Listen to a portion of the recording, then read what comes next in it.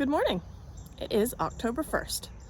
Today we're going to go on a full garden tour of all of the gardens here at the Bittersweet Garden. We've had a little bit of rain. It's a little bit rainy today, a little chilly. Got some good water for the garden though. You will see the full, unvarnished gardens today. There's still a lot of work to be done. There's a lot of work that I haven't done this year, so plenty of weeding you'll see I haven't done, and some grass and lots of things. And it's fall, so you're looking at a lot of plants going out. The fall garden, personally, I think that it is quite lovely to see plants take their cycle of life, go in and out of a dormancy, die back and rebloom. I actually think that that is very beautiful. So even though if you see some of my plants behind me they're not looking in their prime, so to speak, but I honestly think that they are in their prime. They're creating seeds right now. And well, we'll just see what happens. I'll give you a tour. Come with me. So we'll start here off the garage. Honestly, this is where we access the yard most often. And you'll see that right over here I have some things that I've cut back that I need to put in the compost pile. But we'll start here in this lovely spot. I have a very tall A-frame trellis. This is for a very pretty clematis, which is not looking its best this year. We had a lot of dry weather. I'll insert a picture of what it usually looks like. I have tomatoes I randomly planted back there because I had some extras. I just wanted to see what they would do if I plant them in there. Up here I have some, these are oxeye daisies. These are peonies. I have some lemon thyme, some little Johnny jump ups. This is horse nettle, I think, right here. Horse nettle. I had some chamomile in there, and then I planted the bone set earlier this year. This is a cut leaf coneflower. They actually get really tall. They've been as tall as the house in previous years, but I pinched them back early on this year. I think I might need to pinch them back more than once. So I'll do that, but it is absolutely one of my favorites. It's rainy today, so it's not covered in pollinators, but usually it is just covered in pollinators. Towards the end of the year, it does like to flop. I need to figure that out in future. But from this point, you can see here the front yard, which we keep as grass and mow. And then over there, that is a patch of grass that I have not at all mowed this year. I'll show you later. We have a crabapple tree there. Sugar maple in the background, and that is a white eastern pine. I'll give you a tour down there, but in here I'm going to have fruit trees. So that'll be nice. I have a couple of places staked out. Got a nice blue spruce and a Norway spruce. And over here, that big beauty back there behind the house, this one right here is a 180, 200-year-old sugar maple. It's one of my favorites. I'll walk you back there in a little while.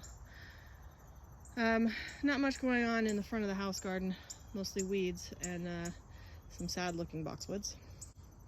And then this beautiful specimen of Japanese maple. I'll put its name up. Here we have a saucer magnolia. It does get some blooms on it sometimes in the fall. I think I see one over here. Mostly it blooms these pretty pink things in the spring, but we do get a flush of them in the fall, of just a couple. It's one of my favorites. From back here again, this is our main pollinator garden. It's a mix of native plants and cultivated plants, as you'll see. I have it put together much like a cottage garden, so it's wild and free. We have here some, this is lemon thyme, and the okra, and this is a sedum. I don't remember the name, but I'll put it up for you. I have in here planted a pepper. This one got planted very late. It did not do much. Back here, this is a wild live forever. It is native to my area. Here we have the typical hydrangea. Some milkweed growing in. Dandelion and some more okra and some grass invading the beds. What is that? Yarrow. This is the Lavender Bee Balm. As you can see, it is going to seed. I do think it is just pretty when it goes to seed. Obviously, it's got some powdery mildew. It really got hit badly this year. Usually the peonies get this powdery mildew too, but they didn't this year. Up here, it was just the Lavender Bee Balm. Violets. And this is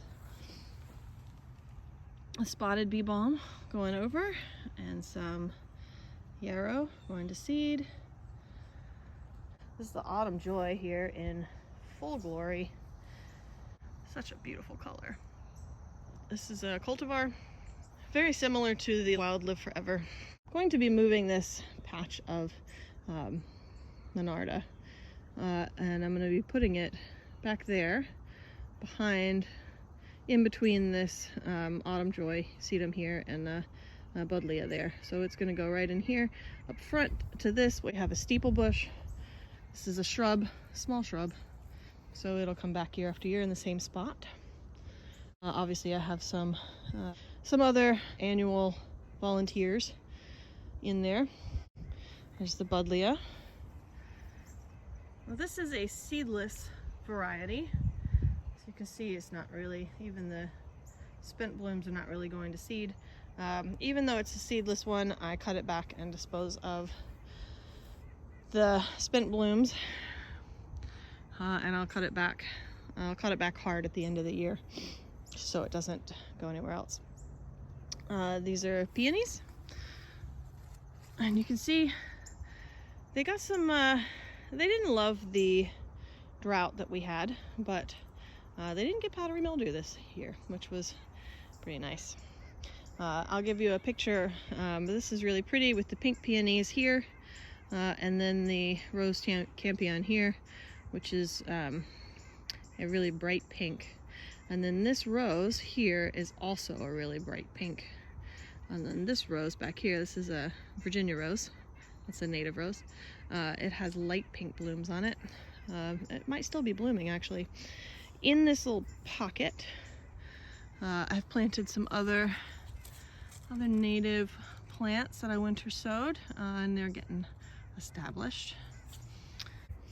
Well, we'll walk along. This grassy area will ultimately be a path.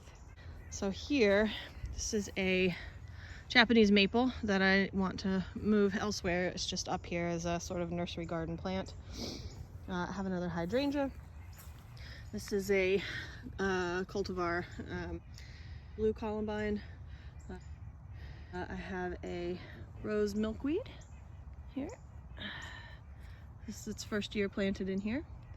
And I have this boneset. It's also its first year planted in here. And the blue Columbine really just has spread itself in this little area. They used to be sort of established plants, and then they sort of spread out, which will be nice. It'll be good undercover, ground cover. This is, have here 2 steeple bush plants, and this is my red cardinal flower. Has now gone into seed making mode. And we have a volunteer hosta right here, and some grass that's invading. This is, I think this is an agastache, if I remember correctly. I did have a Joe Pye weed planted over here, but it didn't make it. It didn't survive the drought. It was right in here. And I had another cardinal flower, but I think something ate its roots. And in here I have lots of volunteers. Some that I don't mind, and some that I'd rather go elsewhere.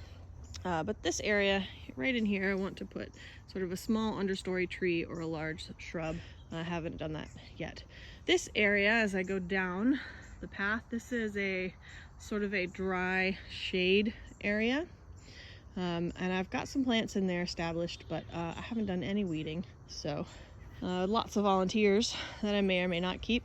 Let's see, I do have some dogwoods in here. Dogwood, and there's another dogwood. And it looks like there might be one of those invasive clematis. Also got some black raspberries and some goldenrods. Those are the native volunteers. I'll show you more down the slope as we get over there, but here's the main bed. I've not done anything with this year.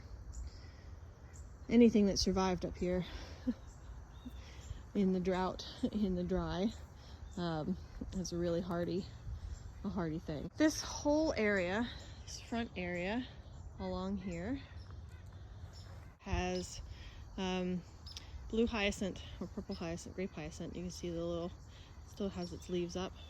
And then I have a load of daffodils that come up in here in the spring. It's really pretty. Two things I want to point out in here. This is a tiny baby witch hazel.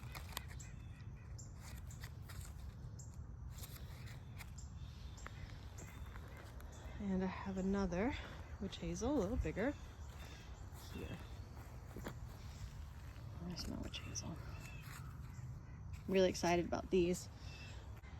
So I have the one witch hazel here, and the other witch hazel is over there. And this is a lovely eastern hemlock. And that is a Norway spruce. They're the anchor trees right here. Let's come on down. Lots of volunteers this year. Lots of things I need to move and regroup. I have a small, so this was, I took some cuttings off of the Virginia rose and put them in here, and it's getting some growth. And this year I planted some mountain mint, and it's coming along nicely. I have left all of this madness here because delivery trucks like to run over this corner. So you can see it's right next to the driveway. So I've left that there for now, just to kind of keep them out of the garden bed, those delivery trucks. This is our main milkweed patch. It's not my favorite spot for it. It doesn't get really a lot of sun right here.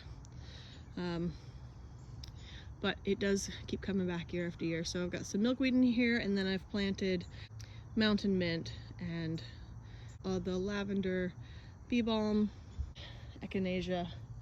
I've planted all of those in here underneath clumps of echinacea. And here's the Lavender Bee Balm. And that, I think, is a spotted bee balm. So they're all planted underneath. This will be a forest of purpley mauve-y things next year. I'll go up this way later, but we've got some stone stairs that go up here, and then there's a patch of wild strawberries, and I'll show you up the other side of the Pollinator Garden later. But first, we're gonna go down here to the road. I'm down here at the street, and I wanted you to see my front meadow. This is the area where I said I hadn't mowed at all yet this year. And we have this big crab apple here. And if I pan down, you can see here I am at the street. And this whole area on this little hill, I hate mowing it. So I am trying to get it all planted so I don't have to mow the little hill here. So I have one lone sad peony, several shrubs. I think these are false cypress. I'll put the name up. And then down here I planted a bunch of milkweed. And I hadn't actually checked on it. There we go. Some milkweed. Some of it looks better than others, but milkweed is very hardy. This is common milkweed, so 2, 3, 4, 5. There should be about 20 of them down here. 6, 7, 8, 9, 10, 11, 12. Number 12 looks like it didn't come back. That'll be all right. If it's got roots in there, it may just come back anyway. That would have been one there. 13, 14, 15, 16, 17, 18, 19. I missed one somewhere, but You can see I have these false cypresses here as anchor plants. I need to get 2 more. 2 of them died back. I need trying to replace those. And then I have this really tall, this is a juniper. And then this whole front here, I've planted a lot of that milkweed so it will get fill in nicely, and then I'll plant some other things. This is full sun and fairly dry if we don't get any rain. So I'll be putting some things down here next year. But I got the milkweed in this year. So in here, I'm going to have fruit trees. You can see I've got some areas staked out for them. I want to do nice full-size fruit trees, and then I will do sort of a food forest, native understory area underneath those fruit trees. As we look up the rest of the street front here, this is what I call the hell spot. Between the driveway and the road, it is very dry. And while I have a lot of weeding to do in here, I do have some really exciting plants that I just super love. This is a native cactus to New England. This is the eastern prickly pear cactus, and it loves this spot out here. Just planted this last year. In here I've got some really dry loving plants. There's the orange butterfly weed. I've got some echinacea up there. This is a spider wort, various kinds of coreopsis. I have a sweet fern. This is a shrub, a sweet fern. It's enjoying its life here, starting to send up new sprouts. That's about as tall as it'll get. Might get a little taller. This is a Solomon seal, goldenrod, 2 different kinds of asters, some more goldenrod in the back.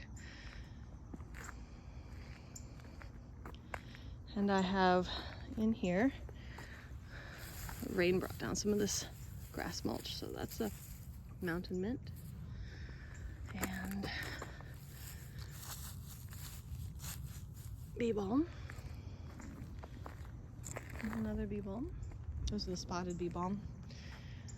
So you can see I've got things going in here in this little corner. It's in progress.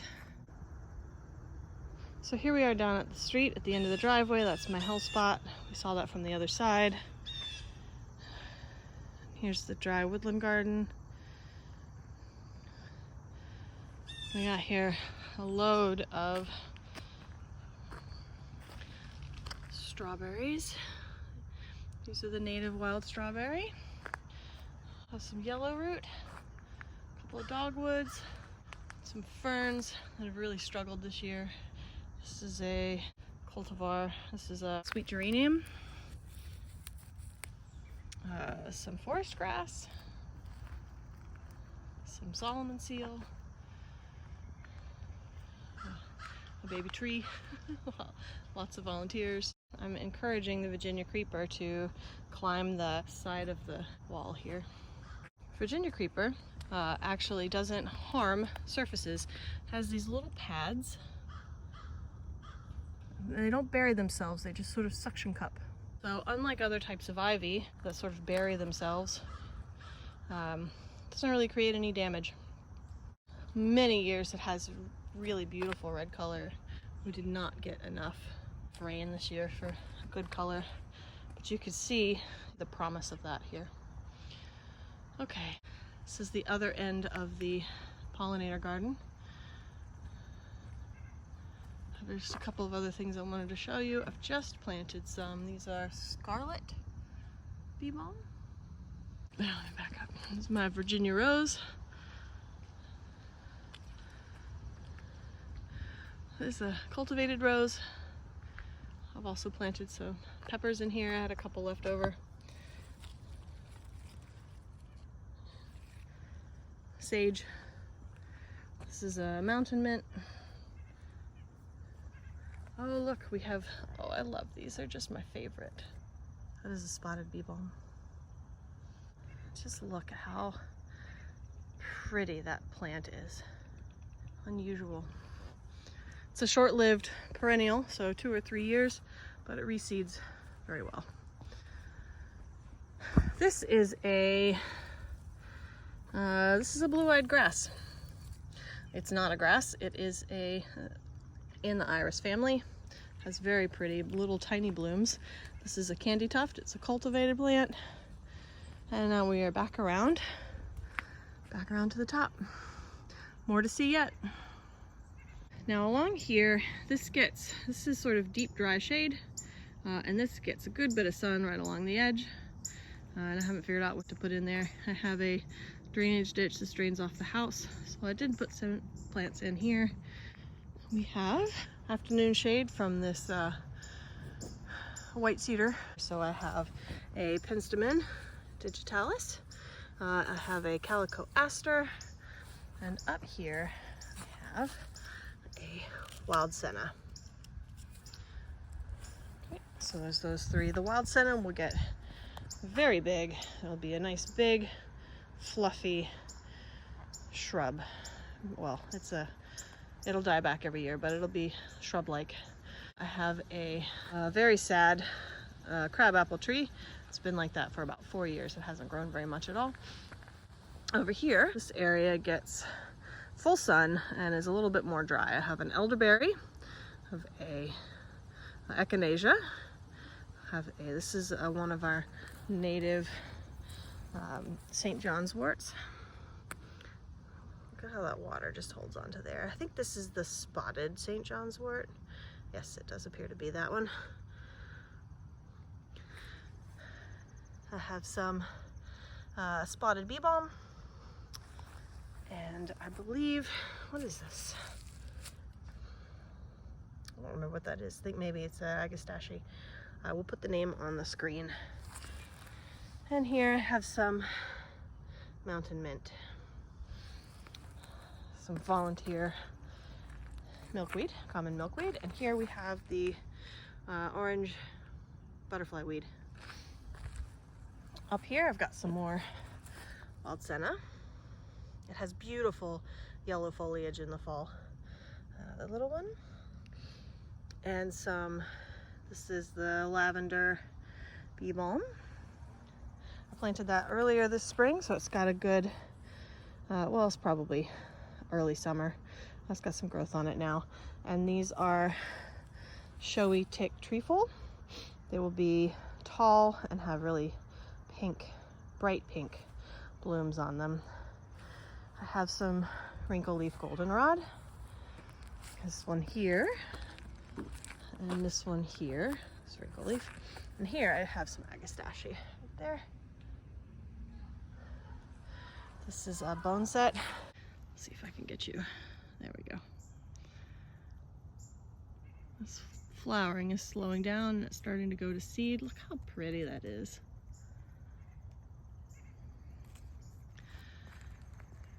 So I have some New York ironweed, I have some rose mallow, another bone set.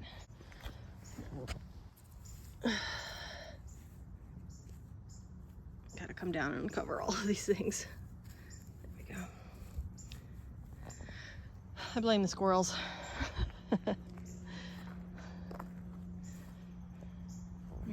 This area here will be a hedge, a long straight hedge. This is 7 button bushes along here. The garden fence line will go from here down, so the hedge will echo the fence line. And in between I have these. This is a little Baptisia false blue indigo, which is native to the mid-Atlantic, so a little further south than us. And there's a line of them starting here and going down. So they'll echo the line of buttonbush, which is native to our area. And then this, if I back up for you. So starting here with this bone set, I've got a bone set here and a bone set there. And then I have another one way down there at the end. So that kind of flanks the hedge. Down in front of the hedge, I have Penstemon. I'll show you. This is a little tiny one. A Penstemon. And this is a monkey flower. and a calico aster, and then a penstemon, a calico aster, and a monkey flower, and they go back and forth, penstemon, and I have that repeated all in here and then a couple down there. Obviously there's some more space to fill some things in along in here. That's the baptisia. There's another penstemon. There's another monkey flower, penstemon. And I think this is a calico aster here. This is a autumn helen, and here's our other bone set. So if I back up, you can see, so 1, 2, 3, there's my 3 echoes that I have along in a variety of places. At the end I have a bit of a pathway to go up to the garden. So from the street there we can access the veg garden. Here it is.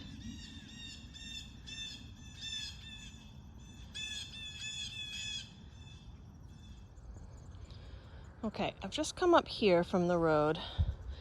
Here's the drain, so this area gets a little bit of water and a little bit of late shade, and then this area is full sun and fairly dry. And then down here past the garden, that area gets full sun and is more damp because the garden gets water. I've got a little pathway up here and a little pathway down at the end. Okay, if I turn around, I have a couple of trees here. This is a dogwood. This is flanking the driveway. This is one of my favorites. It's a red bud, but I really just think this tree is beautiful the way it arches up and over. These are about 4 years old. This is the dogwood and the redbud, and this is a serviceberry, I think.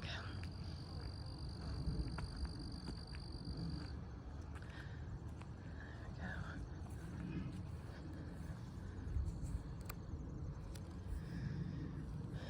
go. Now, if I come into the garden, it doesn't have a fence up yet, but this will be a gate here. All right, here's the what's left of the tomato forest. Lots of little midget tomatoes left. Sprawling pumpkins underneath.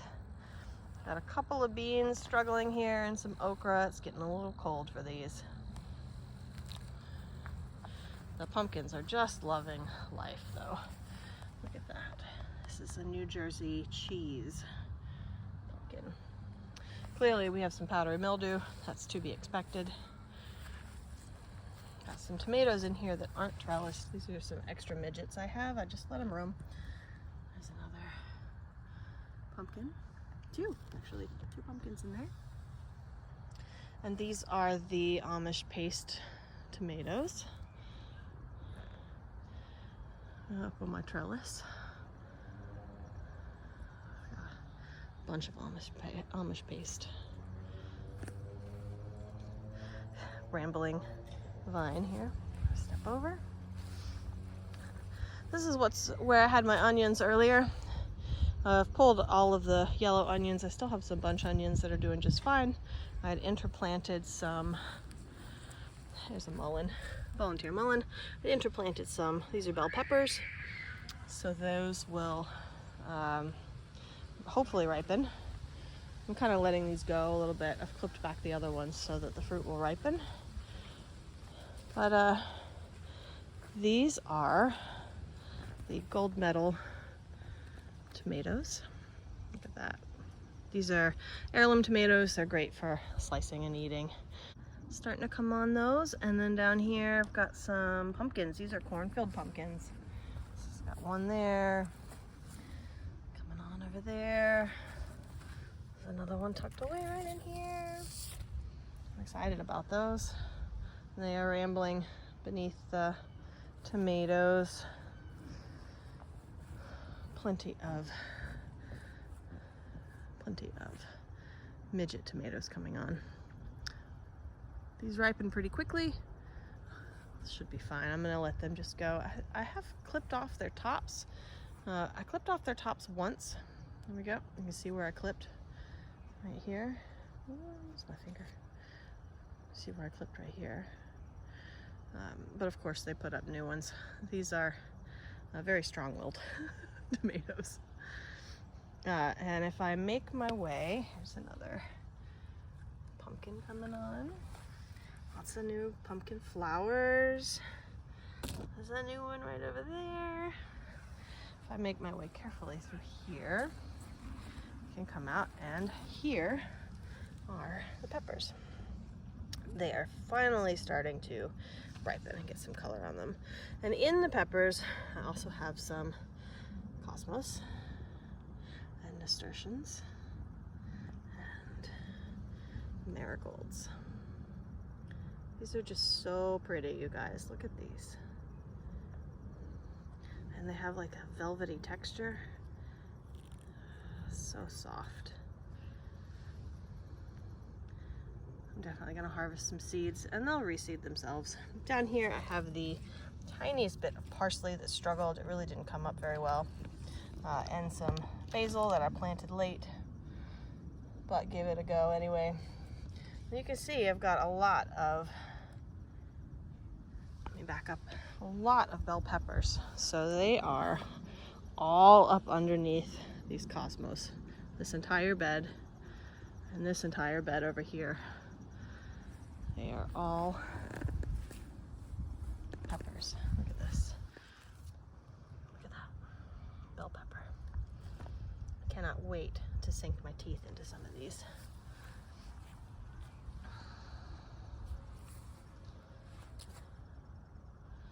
Okay, over here, some more bell peppers. A nasturtium. I love the colors on these. Look at that. Look how pretty that pink is.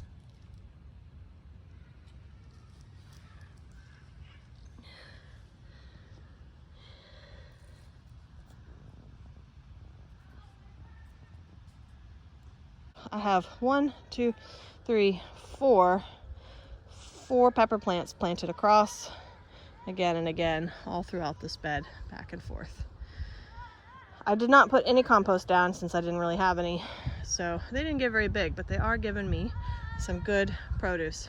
So right next door I have some squash. This is my squash and bean bed. It is, most of the things here are on their way out. Obviously I have some very beautiful, this is amaranth, this is the Hopi red. So pretty. I love having this in the garden. It's just like a little blast of color. The bean plants are on their way out. I'm still picking some green beans. Let me come down here. Let's see if I can show you. Still picking some green beans.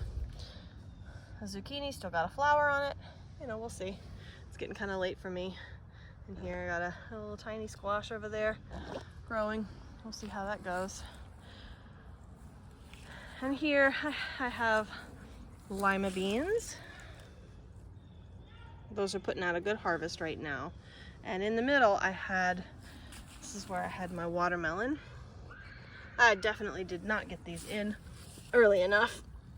There's a little tiny watermelon. Look at that.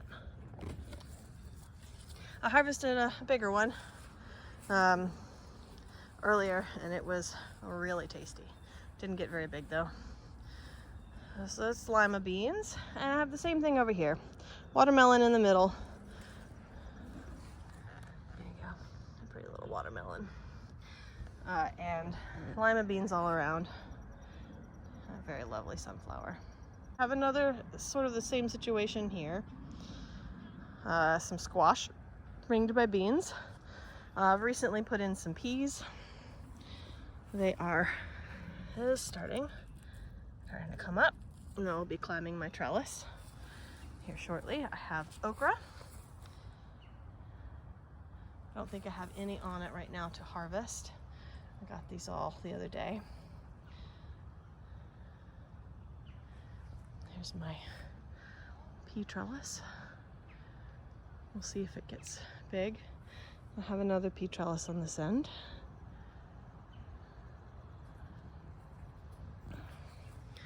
Some peas getting bigger, coming up. So we'll see how that goes. And then up this way, I have 2 beds of leeks. And recently I've planted in some beets in the middle. So I have 2 rows of beets in each along here, and the same thing in between the leeks over there. And we'll see how that goes. So now if I step back and give you a tour from the high side of the garden here, still lots of color, still lots of things to pick. Some things are definitely on their way out. That's the veg garden. Oh, this is the raspberries. I'll show you the raspberries. Still putting out fruit. My toddler comes out here and picks all the red ones. There's one red one right over there. Let's go check on it. It's not quite ready. Look at that. So here at the top of the hill of the garden, we have my favorite fairy tree. This is the Crimson King Maple. Such a cool tree. It's just a lovely tree. Kids love climbing in it.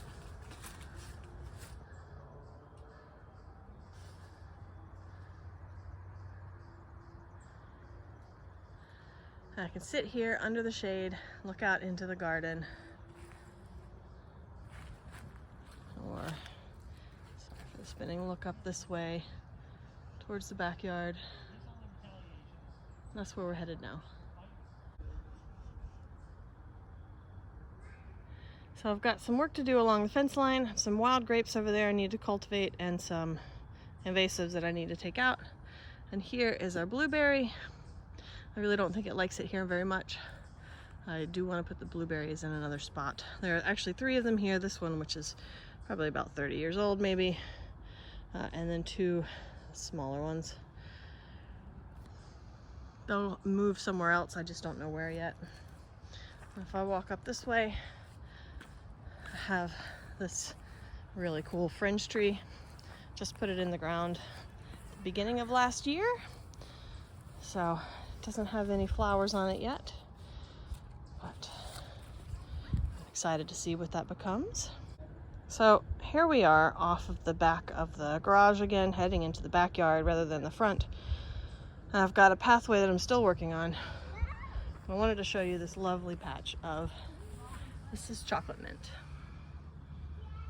Still has some flowers on it, and it is fast, and I will harvest it shortly. I did plant a rose mallow in here. That'll come up tall next year. And along here you can see I've got some edging to do. It gets really muddy down here in the spring. Pathways are great for that. So back here I've got another patch of peppermint, and this is another cut leaf coneflower, and I have a Siberian iris. And here I just planted recently, this is a, get down in here, it got chewed all up. This is an obedient plant. You can see it got totally chewed up. There's another one around here somewhere. It's in the mint family, and it's aggressive, so it'll do all right. Here's the other one. A little tiny thing got chewed up. I have some, this is woolly thyme. This is an icetum. And they look really nice here with this little patio.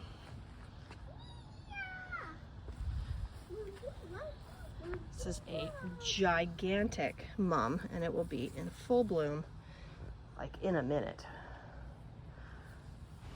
And from the mums we have some more daisies, and this Ansonia, and a monkey flower.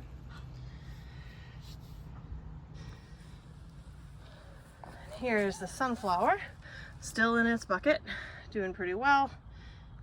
The seeds, I mean, we'll see. Maybe they'll ripen. I'm hoping. There's the other mum getting giant. And just here I have, this is some oregano, and this is an Asian green. This is an arugula. This is a mint lettuce, and these are 2 different butter lettuces. I have some self-heal ready to go out. I have a couple more plants. This is a shrubby St. John's wort. This is another button bush. And in here, this is another tall tick seed. These definitely need to go out. I am so late on getting those out. I've got some more. These are a goldenrod, as are these. And I can't remember off the top of the head what those are, but they'll go out. And then I will flip this table for the next set of winter sow. And just to wrap up for you here, I wanted to bring you around to the fun part. This is my compost pile back here near the woods. It is literally a pile at present. And then we have this gorgeous section of woods. This right here, this is a burning bush that has to come out at some point. And then I have a dogwood and another redbud, and a little further on there's another dogwood. And then this is the gorgeous old lady, the 180-year-old sugar maple. And the forest back here is just full of sugar maples. That's the predominant tree.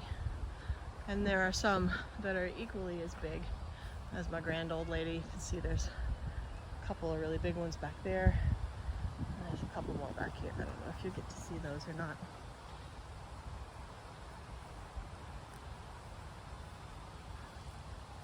But it is just really nice to be able to have this section of woods back here behind the house.